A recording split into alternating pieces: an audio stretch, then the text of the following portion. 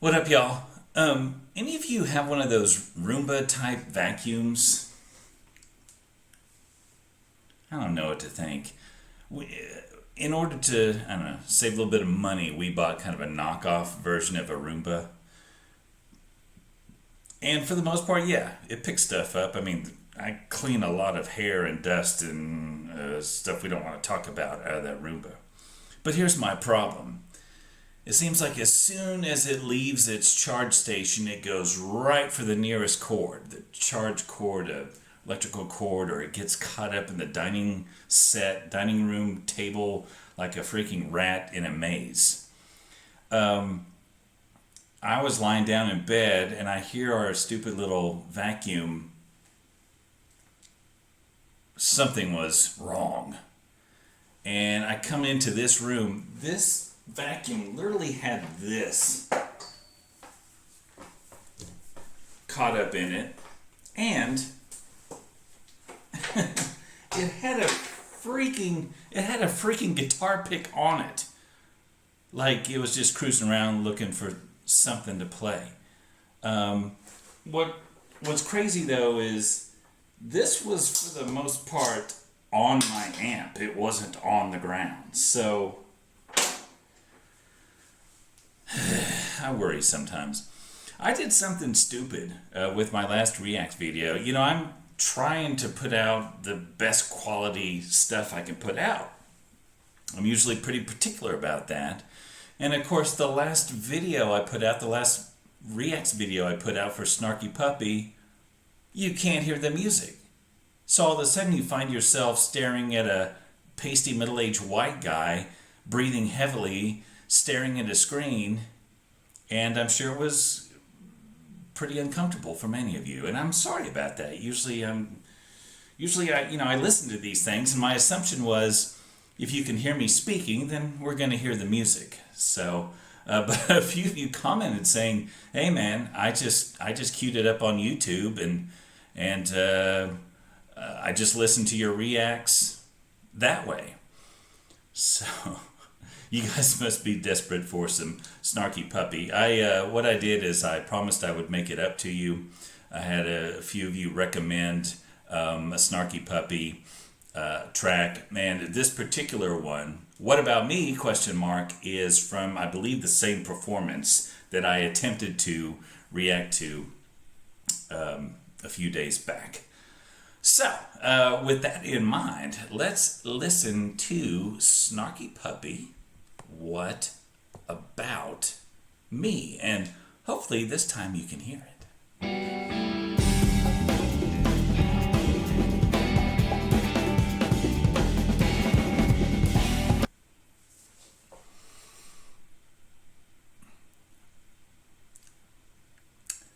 We're what, 3, 4, or 5 bars in? I already don't know where the one is.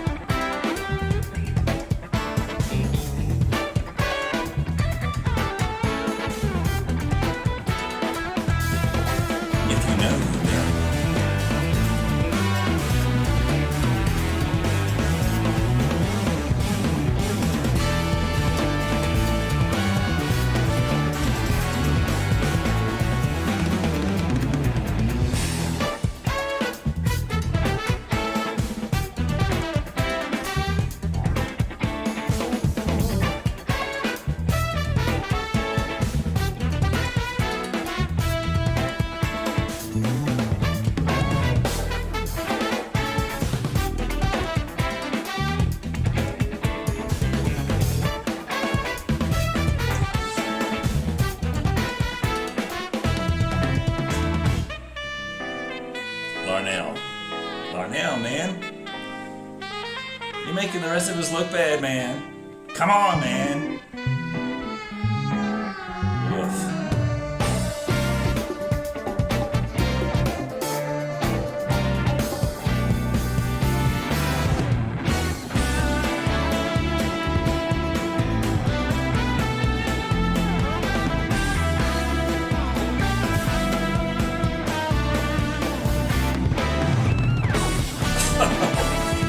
What?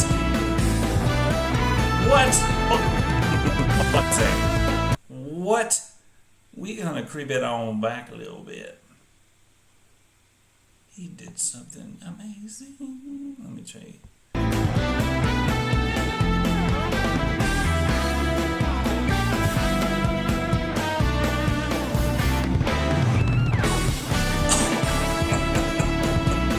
Those were just like single stroke rolls.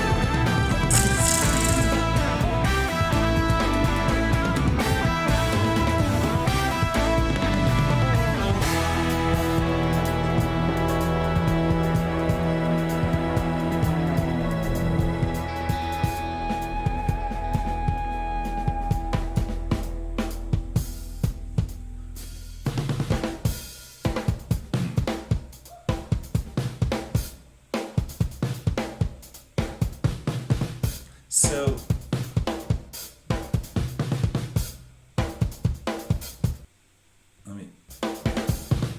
okay. Now I know that this video is this performance, I should say, is 7 years old or so. There's kind of been this new thing. I say new. There's something has kind of worked its way into drum kit playing in the past 10 plus years. And I don't know who the originator was. I don't know who the first big name was to have essentially a second snare drum in the floor tom position. Now, granted, obviously drummers have been playing multiple snare drums for decades. Often that second or that auxiliary snare drum to the left, if you're a right-handed player, to the left of the hi-hat. So snare drum between the legs, hi-hat, second snare drum tuned differently, maybe an effects symbol placed on it. But was it Dave? Was it Larnell? Some of these drummers started using a kind of a low-pitched snare drum, a deep snare drum in that first floor tom position. So you see here it's snare drum, high rack tom, second rack tom, and then a deep snare drum. So deeply pitched, in fact, that if you take the snares off, it would probably serve as a tom, maybe even a floor tom. And this is fascinating. I've never attempted to do that. I've got multiple snare drums, but I've never set up a snare drum in that floor tom position. That would be interesting to see what kind of patterns you could get, and if the pitch is distinctly different between your primary and the secondary snare drum, you could get some very interesting patterns. And some interesting phrasing, especially if you incorporated maybe some effect symbols like a stack or a small china or something like that. So this is a really cool thing. I'd like to know where it originated. Chris Daddy Dave comes to mind, but I don't know if he's the first I ever saw with that type of setup.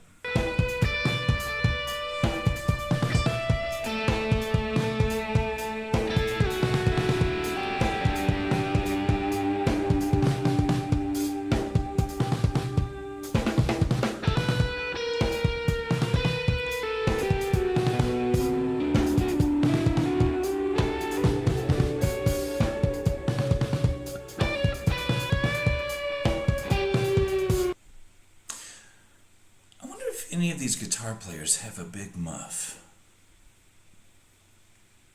You know what I'm talking about.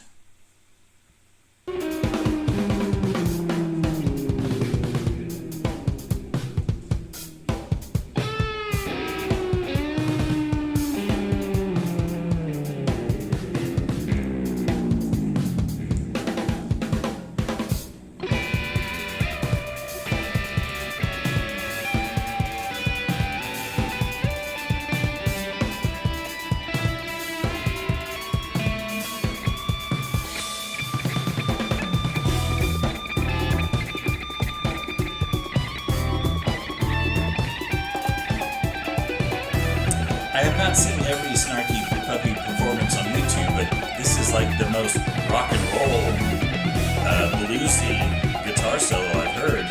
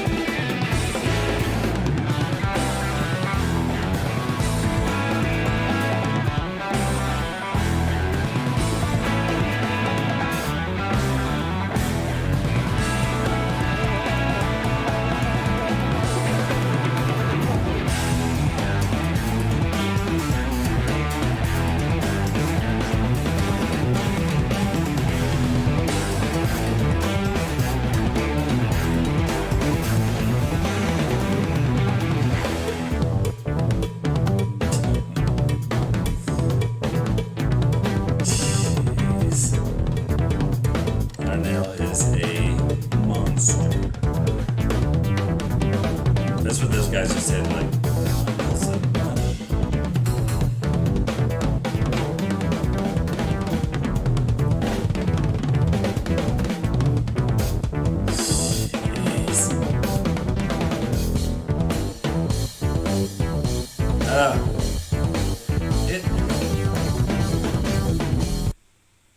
It's one thing to be able to just play what he's playing.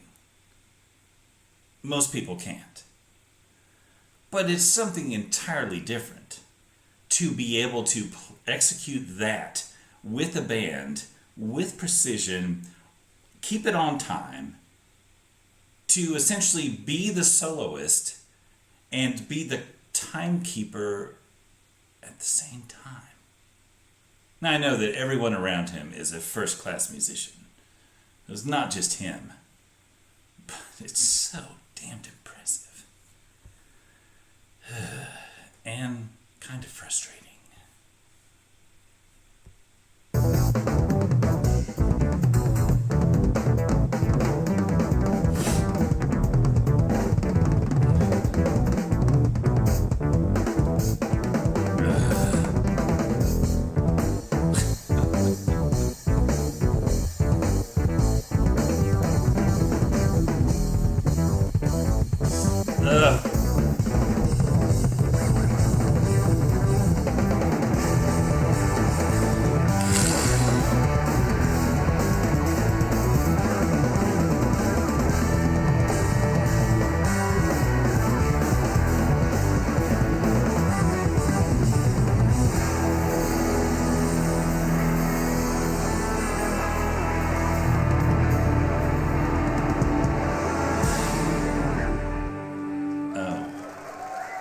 My God.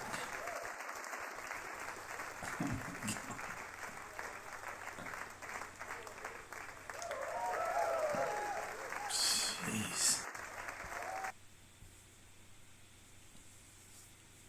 You know, if you asked me who my favorite drumming performance, if you ask me who my favorite drummer playing with Snarky Puppy in their history has been, I probably would have said Sput. What's his name? I know that he often plays keyboards for. I know that he often plays keyboards for Snarky Puppy. Why can I? The reason I can't think of his name is because I'm in front of a microphone and a camera.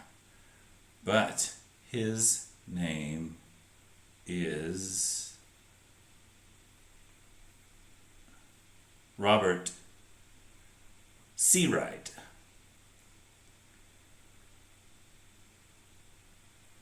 I believe. Yeah, Robert Seawright from Dallas, Texas. I was thinking he was Canadian. But anyway, so yeah, Robert Sput Seawright.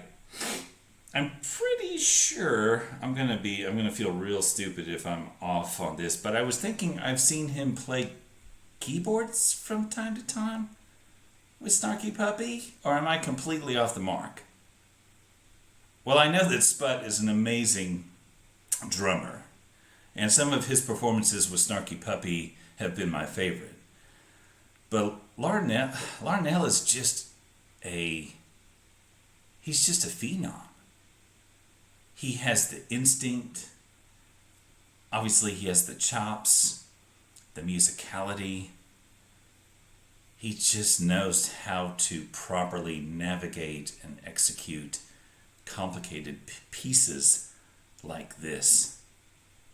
And Snarky Puppy is probably one of the most, I don't know, it's cream of the crop, really. I mean, really, it's cream of the crop. It's kind of the modern day VSOP, or I don't know, Miles Davis quartet or whatever.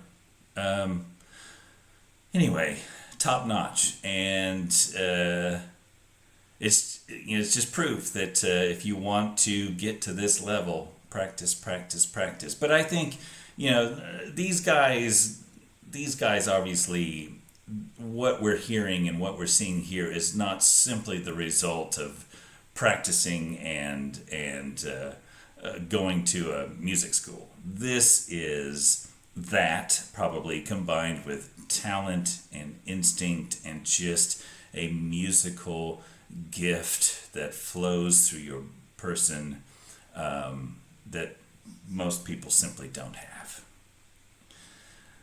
But wow, it's equal parts inspiring and it kind of keeps us humble, right? It kind of, you realize that just when you think you're maybe above average, you're like, well, maybe not. I had this thought the other day, and I'll end with this. Anytime, no matter what the situation is, anytime I've had my hands occupied with a guitar or a bass or a pair of sticks or even an instrument that I have zero proficiency in, just the mere fact, I'm afraid to strum it because I'm sure it's out of tune. Just the mere fact, or just having a musical instrument in my hand, I simply don't want to be in any other place. When I've been playing an instrument, I've never thought about what else I could be doing. I've never thought about any other types of desires. Anytime I have an instrument in my hand, I feel like I'm where I want to be, and I feel like I'm doing what I want to do, and I'm truly enjoying a moment. No matter if I'm pretty good at the instrument or not very good at the instrument. It is such a wonderful and meaningful and valuable distraction from the grind that exists beyond playing the music, paying the bills, working, or if in my case, looking for work. So yeah, having an instrument in your hand is a tremendous thing. It really, there's your level of satisfaction or your level of happiness has really nothing to do with how talented you are or how capable you are, but it's just having this moment to play that instrument, to use this instrument, to make your music, whatever it may be. It's just a very special thing, and I think it's something we should value at every chance. We should appreciate that it's just a wonderful way to express ourselves. Yeah. Okay, well, hey, let's hope this one has some audio you can hear. I think Snarky Puppy's really cool, and I'll be on the lookout for that next request as far as a Reax video is concerned. Y'all be good. Peace.